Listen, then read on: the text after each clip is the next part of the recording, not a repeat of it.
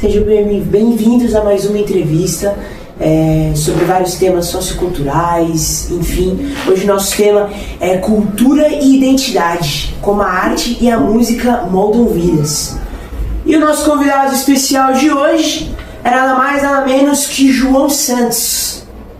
Hey!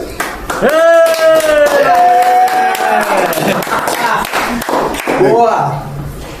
Vamos começar breves aqui. Temos uma lista de perguntas. Sim. Perguntas, algumas um pouco mais complexas. Sim, vamos lá. Você pode ter o tempo que quiser, mas assim, são 20 perguntas, então. Boa.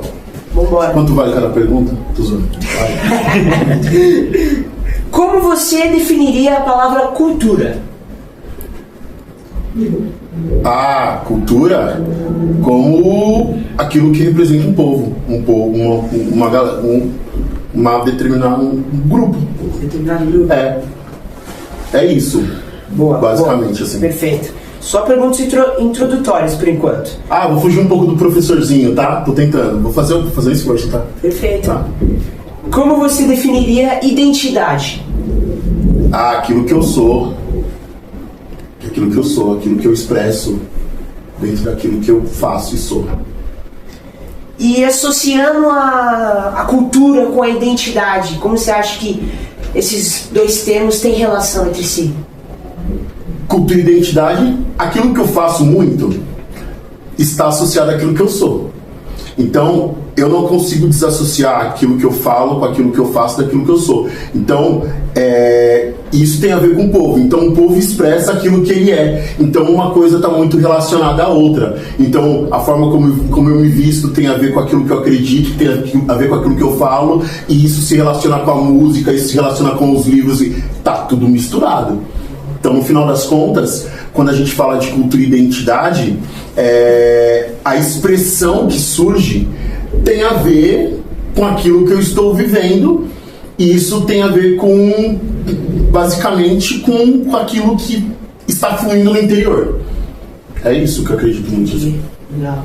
Isso na sua vida, na sua casa, como que você poderia identificar algumas coisas que são cultura e que se relacionam com a sua identidade? Cara, falando da minha casa, assim, eu estou casado há 16 anos, né?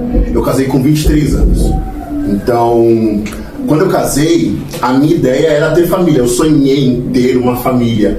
Eu sonhei em ter os filhos e tudo mais. Então, como isso foi um sonho muito grande para mim, eu prezo muito por estar com a minha família. Então, existem alguns processos que são muito importantes para mim. Eu gosto de cozinhar para minha família. Então, esse processo de fazer algo, de estar com a minha família, de viajar com a minha família, isso para mim é muito importante. Então, culturalmente, quem a gente é como família? A gente é um grupo ali de 4 pessoas que prezam muito estar junto. Então, a gente acabou de assistir um negócio lá junto, mas existe seriado que é nosso. Então, eu tenho um seriado com a minha esposa, eu não assisto sem ela. Então, a gente está assistindo o mesmo seriado faz 20 anos, porque a gente assiste só junto. Então, tem a ver com a gente. Então, tem o seriado da família. A gente assiste só junto. Vai demorar para terminar. Por quê? Porque é uma coisa que acontece só com a gente. Existem viagens que a gente faz junto, música que a gente ouve junto. Então, tem a playlist da família. Então, tem a ver com aquilo que acontece com os 4, né? Então, é assim que eu defino. Assim, eu defino muito como junto. E é óbvio que às vezes tem mais gente junto, tal, mas tem coisa que só flui bem quando tem museu, Pinacoteca. É um rolê nosso.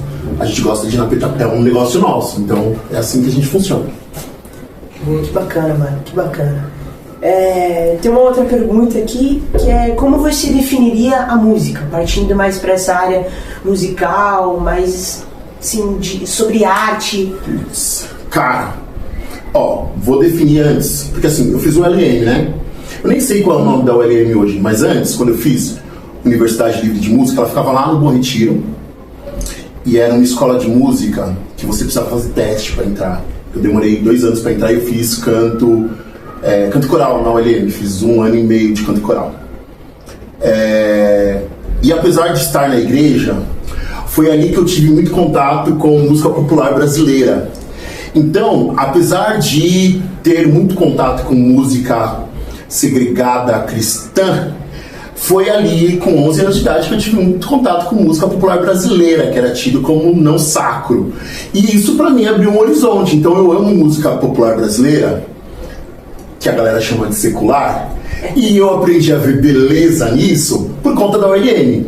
Então tudo que inicialmente conheço como música boa veio desse nicho de canto e coral. Então a minha base como música veio desse lugar de canto e coral. Então eu vivi apresentações em Sesc, Memorial da América Latina e tudo mais por conta desse lugar. Só que esse lugar era no Bom Retiro, eu era criança e eu ia com uma série de outras pessoas da mesma idade que eu de metrô pro centro de São Paulo e via gente de várias outras expressões, né? Então eu entrava na OLM e via gente vestida eram músicos que frequentavam lá, porque era uma universidade, né?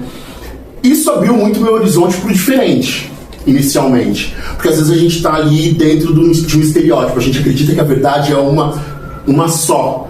Então, a forma como eu me visto, isso é o certo. A forma como eu falo, esse é o certo.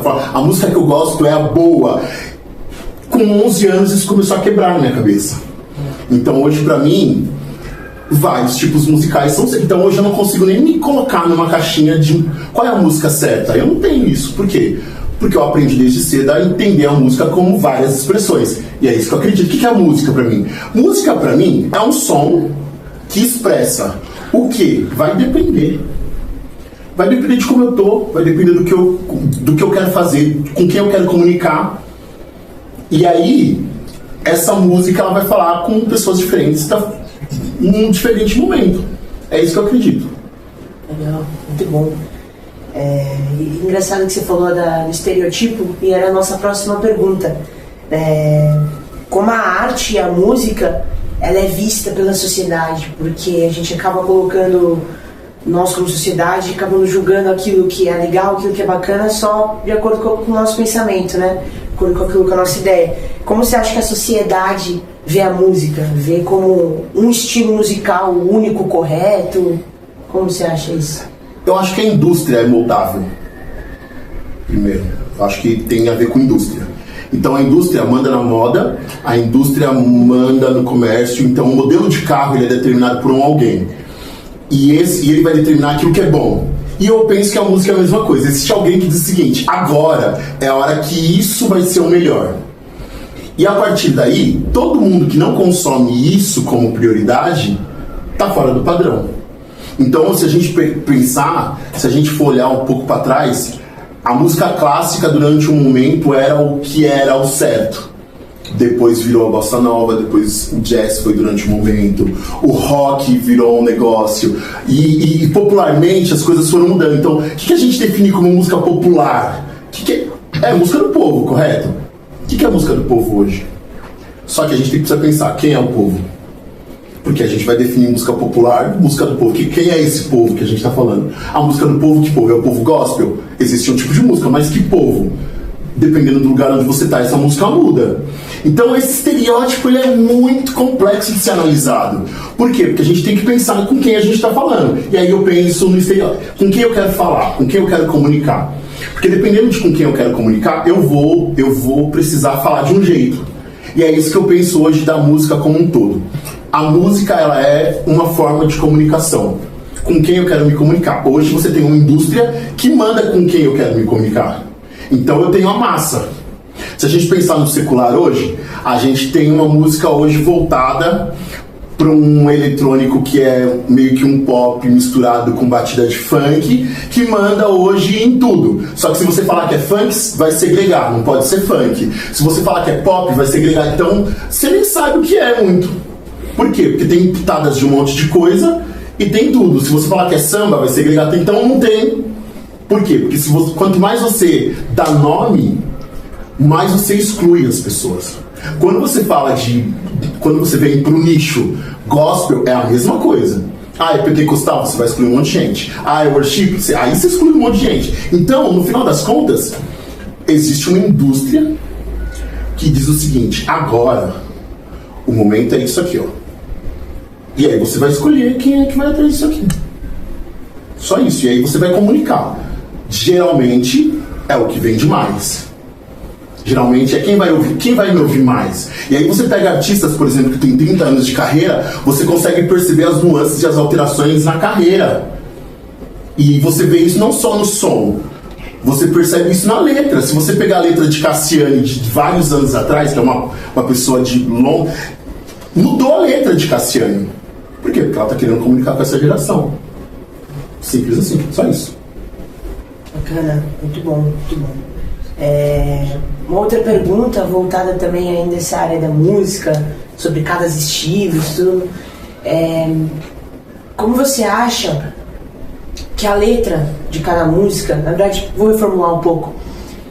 A gente tem vários nichos, como você falou, nós temos o gospel, temos sertanejo, temos um pop, e cada essa música meio que ela tem um padrão de letra. Se a gente for entrar num ambiente religioso, numa igreja, a gente vai se deparar com vários louvores, várias músicas que tem letras que exaltam o nome do Senhor, letras bíblicas. Como que você acha, qual é a sua ideia de transformar essas letras, esses versos, essas músicas, para um outro nicho? Por exemplo, para algo mais groovado, para algo mais relacionado a um sertanejo. Você acha que... Porque muitas pessoas acham que há conflito. Não pode existir trap gospel, rap gospel, que na letra fala sobre a Bíblia. Não, porque elas associam justamente com esse estereotipo de que algo relacionado à Bíblia, algo relacionado à exaltação a Deus, precisa ser necessariamente com um gospel. Você acha que pode ter essa mistura de dois estilos? Que loucura. Assim, no final das contas, a gente está falando de poesia. Quando a gente fala de letra, a gente está falando de poesia. A primeira pergunta é: o que o nosso povo consome como poesia? E aí a gente tem uma resposta nítida. A gente vive num país que não lê. Se a gente vive num lugar que não lê, esse cara que faz a poesia também não lê. Então a gente tem um artista pobre de conteúdo. E aí você pega o letrista.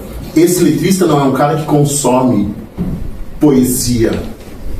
Então não é um cara já que tem aí uma construção de raciocínio que demande uma linha de pensamento. Primeiro ponto.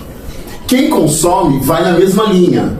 Então, putz, eu vou zoar aqui, mas eu vou falar.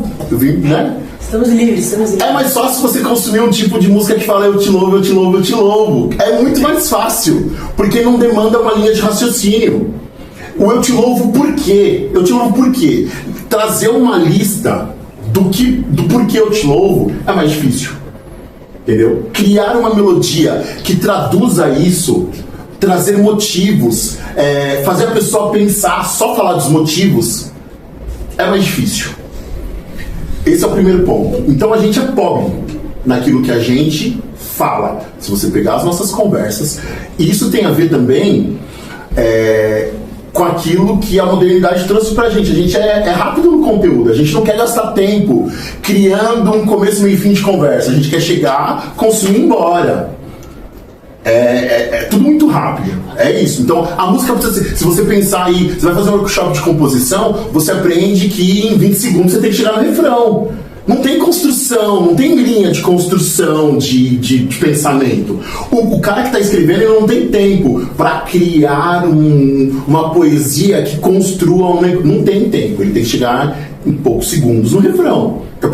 É só você olhar. As últimas músicas que você ouviu de lançamento, elas chegam no refrão ou começam com o refrão. Por quê? Porque aquele que está ouvindo quer o refrão. Ou senão ele pula essa música. Então, a indústria manda que é assim. A indústria está te dizendo que é. Primeiro ponto. Quando você começa a nichar, quando você nicha, por que a gente não tem sertanejo? Primeiro que é uma música nichada. O sertanejo, ele era uma música mais relacionada ao pentecostal, quando você fala do gospel. Só que é uma música, para quem é de outros nichos, é uma música pobre. Porque quando você pensa em um presbiteriano, eu não consigo imaginar um presbiteriano ouvindo um sertanejo. Um batista, eu não consigo ver isso aí acontecendo. Eu não consigo ver um CCB ouvindo um... Entendeu? É nichado. A gente tá falando de nicho. Só que assim, por que a gente, no nosso momento de lazer, não pode ouvir isso? Porque a letra é ruim. Se a gente tem uma letra que fala da vida, eu não preciso escrever, me dá unção com sertanejo. Eu posso falar da relação de pai e filho saudável. Eu posso falar de um amor de homem e mulher sem erotização. Isso ser saudável e ser um cara cristão falando isso. Eu posso falar de coisas que são do dia a dia. Eu posso falar de natureza. Eu posso ser um cristão que faça uma música que não precisa falar de cruz. Não precisa falar de sangue para ser cristão. O pintor não precisa fazer uma tela que tenha sangue pingando para ser uma arte cristã, assim como a música não... Entendeu? Então, no final das contas, esse trap cristão não precisa falar de pecado, pegou da cruz, eu fui traficante. Não precisa fazer isso. A gente pode fazer uma música que retrate o dia a dia de um relacionamento de amigo, relacionamento de pai e filho, de sou saudável, de fui na praia, pisei na areia, senti alegria. Pode ser uma coisa saudável. O problema é que a gente tem a ideia que a música cristã ela precisa falar de testemunho o tempo todo. A gente pode só viver. A Bíblia fala que Jesus conquistou para nós uma vida abundante. A gente não canta de vida abundante. A gente canta de Jesus me resgatou, que é maravilhoso também, não há problema nisso, mas a gente canta de pedido. A impressão que eu tenho é que as nossas músicas vivem pedindo alguma coisa, a gente é carente de pedir. Então, no final das contas, o problema da nossa música não é a música, é o conteúdo. Só que o problema do conteúdo é que a gente é pobre e meio emburrecido. A gente é burro pra caramba. Então a gente não... Você não precisa pensar. Um exercício, e aí eu vou voltar pra minha família. Um dos exercícios que a gente faz em casa, quando a gente viaja, é colocar uma música e ir pausando essa música e conversando da letra. Por que ele escreveu isso? Por que isso aqui tá falando isso? Onde... Parece uma coisa meio nerd, meio esquisito, mas... Se a gente não consegue relacionar aquilo que está sendo cantado com a gente, pra que a gente está cantando? E aí eu não consigo ficar preso no gospel, porque às vezes o gospel não acrescenta nada. Eu prefiro ouvir um MPB que foi muito bem construído. E isso faz sentido do que ouvir um gospel que fica, eu te louvo. Eu te louvo o quê, cara? Vai louvar em outro lugar. Eu quero saber, mas eu tô aqui com minha mulher, cara. Eu tô aqui vivendo a plenitude de um amor que Deus criou. Eu vou ouvir uma música que fala de romance. Eu tô aqui com os meus amigos. Eu quero ouvir uma música que fala sobre amizade. Eu não quero ouvir eu te louvo, eu te louvo, eu te louvo. Não é a hora do... Por que a gente não tem um trap gospel? Porque o trap gospel não tá falando de amizade de amigo. Parece que a gente é cristão, mas a gente não é gente. E a nossa música hoje retrata essa realidade. Então o trap cristão tem que falar de cura, tem que falar de Jesus fez e não sei o que. Tá, tem lugar. Mas não é só isso. Entendeu? Bacana, boa. Certo.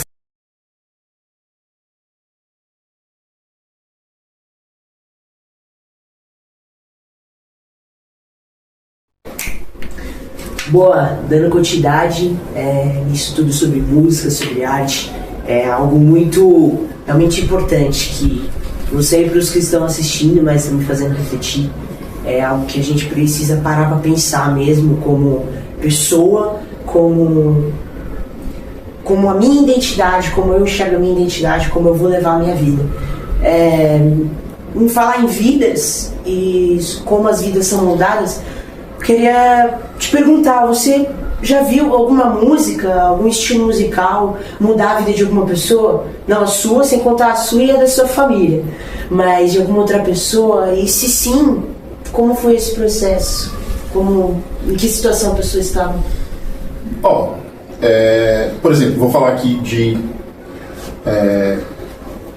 ultimamente, desde quando do mundo pandêmico, digamos assim, eu conheci Marco Teles, né? Então, a partir do João Manô, durante a pandemia, eu comecei a correr na rua e eu ouvi uma música do João Manô e tinha a participação do Marco Teles. E foi aí que eu descobri o Marco Teles. E foi aí que eu ouvi o EP do Amado Timóteo. Nossa, isso é bom.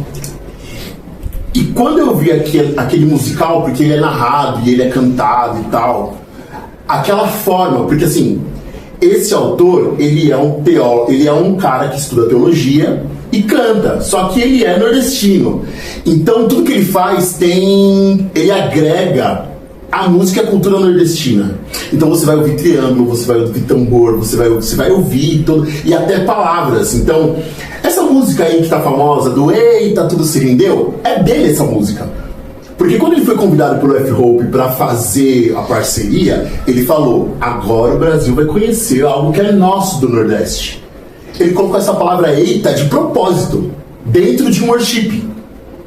Por quê? Porque ele não abriu mão daquilo que ele é como... E aí a gente tá falando de identidade, né? Ele não abriu mão daquilo que ele é como pessoa, ele é nordestino. Quando eu comecei a ouvir esse cara, eu não me contive. E eu comecei a divulgar para os meus amigos esse EP. Nem tava famoso ainda. Comecei a divulgar aquilo para os meus amigos e meus amigos começaram a ouvir aquilo. E a onda foi tomando, né? Outras pessoas foram ouvindo e o que eu posso dizer é que a partir daquilo que aconteceu em mim, mudou a minha vida ouvir aquilo daquele jeito. Mudou a vida da minha família também. Meu filho ouve música, meu filho ouve Elba Ramalho. Ai, João, que pecado. Eu não penso assim, pra mim tá tudo tranquilo, eu tô bem resolvido com isso. Meu filho ouve Elba Ramalho, meu filho... Porque ele ouviu esse cara, entendeu? Então eu não tenho problema com essa musicalização diferente daquilo que acontece aqui no Sudeste. Entendeu? Que molda quem? A identidade de quem a gente é como brasileiro. Eu tenho problemas hoje. Problemas com o quê? A impressão que eu tenho é que a gente como brasileiro valoriza aquilo que é a América do Norte. E isso expõe o nosso problema identitário como brasileiro, que vem da colonização. Ponto. Pra mim não tem... Se a gente olha para a nossa igreja brasileira, para a nossa cultura brasileira, e não valoriza aquilo que a gente é como brasileiro, isso aí tem problema com a nossa identidade. Simples assim. Se a gente valoriza mais o rock da América do Norte do que o samba, é porque a gente tem um problema com a nossa identidade.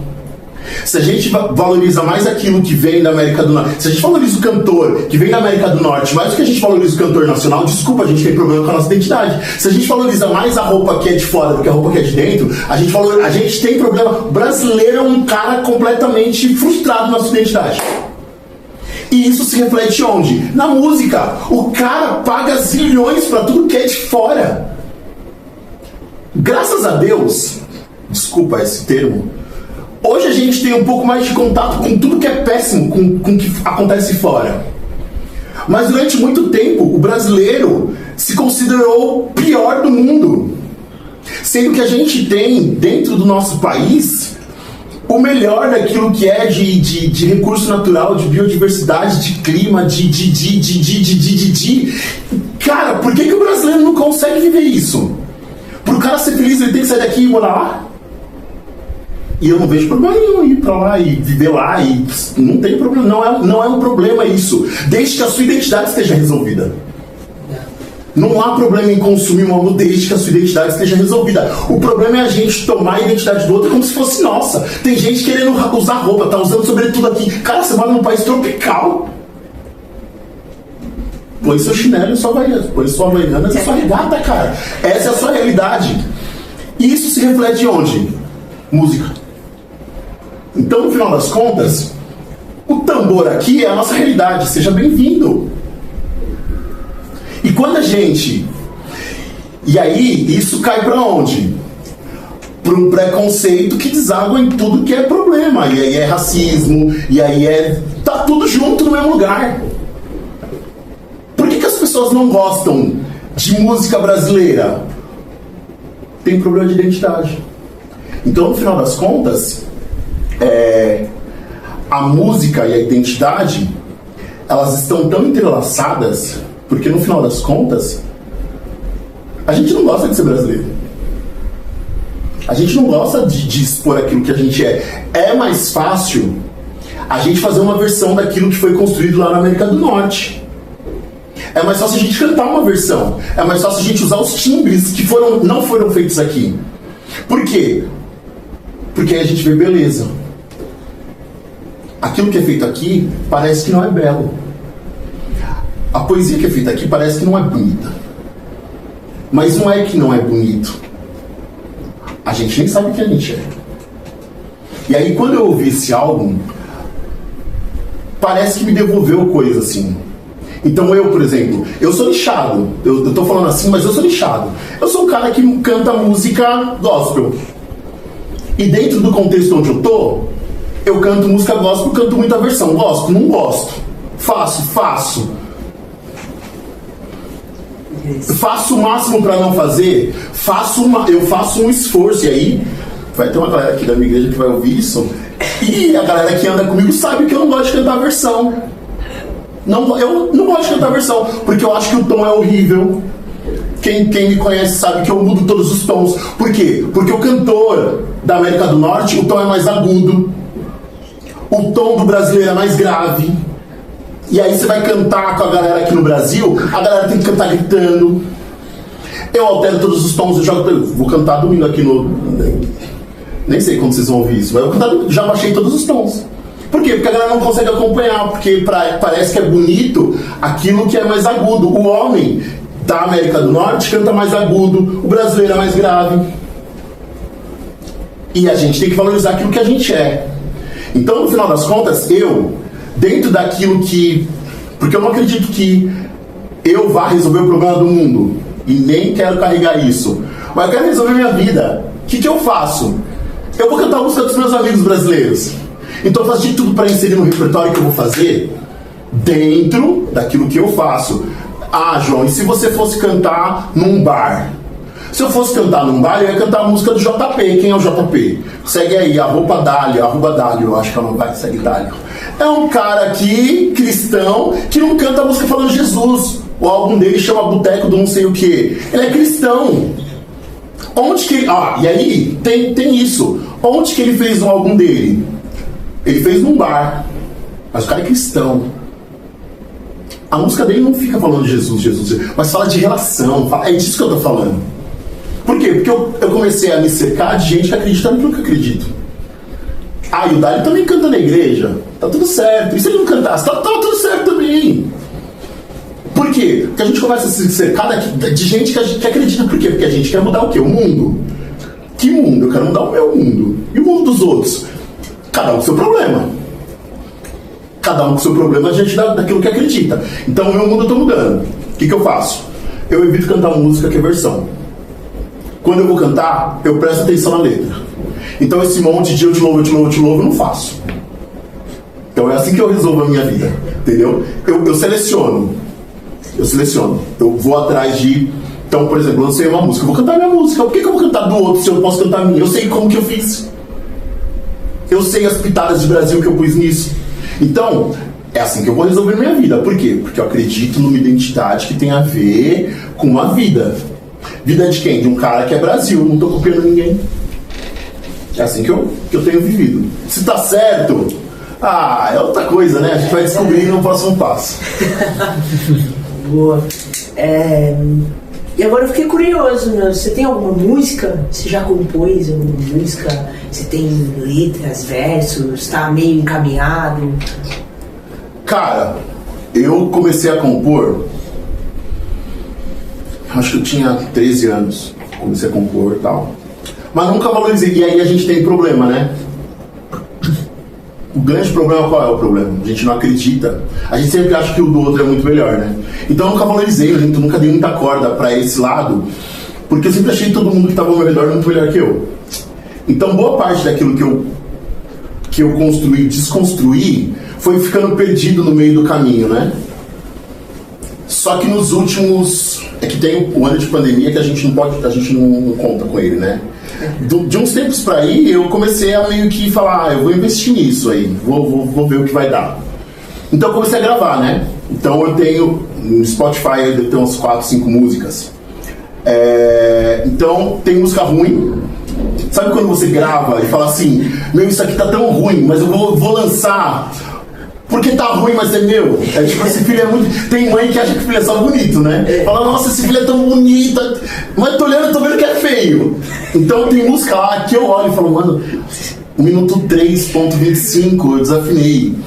Mas o cara que tá afinando, ele não vai conseguir porque ele não tem experiência pra isso. E o cara que conseguiria arrumar isso, ele vai cobrar 4 mil reais. Eu não tenho esses 4 mil reais, então eu vou lançar se foi isso que aconteceu. Sim. Então eu tenho umas músicas lá. A última música que eu lancei, eu acho que foi a mais profissional. E foi a mais cara também. E que eu lancei mês passado. E tô já no processo de produzir uma outra. Só que é recurso, né? Então... é muito caro para produzir, demanda muito tempo, então isso aí, como eu tenho outros a fazer, como isso não é para mim a grande prioridade da minha vida, eu trabalho com educação. A grande prioridade da minha vida hoje é educação. Eu não jogo todas as minhas fichas nisso, mas eu jogo algumas fichas nisso, né? Então tem as músicas aí e tal, não sei o que. A partir de agora eu volto a tocar isso em outros lugares, então eu já, durante um tempo, já saí tocando em algumas igrejas, tudo isso aí, durante um tempo justamente para fazer alguns ajustes nisso que a gente chama de identidade. Tô fazendo por quê? Eu precisei responder essas perguntas para mim, né? Como identidade mesmo, porque a gente tem uma indústria e propósito também. Eu vou sair da minha casa para ir tocar lá para quê? Só porque eu aprendi que é assim que faz, só porque eu quero abençoar as pessoas, putz, tem uma porção de mentira nisso, né? E eu não queria fazer parte de uma mentira, né? Não queria fazer parte de uma mentira, eu queria um tanto de verdade. Aí eu parei, precisei parar, passei por um processo de depressão também e eu precisava entender o que eu queria da vida. E agora então tem umas músicas aí, tem uns negócios aí. Uns lá. Uns lá. Tem uns lá aí. E uma outra coisa que eu gostaria de saber, se não fosse uma facada pra você, tem uma música em específico de tantas que você conhece que, cara, essa música, sabe, às vezes pela letra, pela poesia dela, às vezes pela harmonia que ela tem, essa música, ela realmente é uma música que eu gosto muito, ou que te faz pensar, refletir. Sempre pensando nesse tema de cultura e identidade. João Manô, Salmo 139. Qual? João Manô, que é esse cara aí, o Xará. Salmo 139. Para onde me ausentarei do teu espírito? É pancada. Que essa música falou com você? Cara, além do Salmo 139 ser talvez um dos salmos que fala da presença de Deus, apesar de se eu tô no alto, se eu tô embaixo, se eu quero me ausentar, se eu quero morrer, porque é isso que tá falando o salmo, né? De um cara que tá tentando de qualquer forma.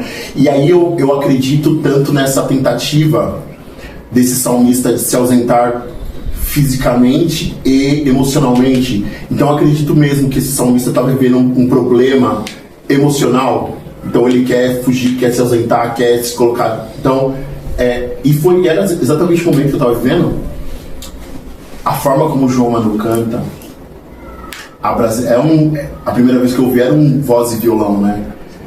E às vezes a gente acha que precisa de muito instrumento para ficar belo, né? Então, isso aí me pegou. Foi isso aí. Acho que terminamos por aqui, não tem...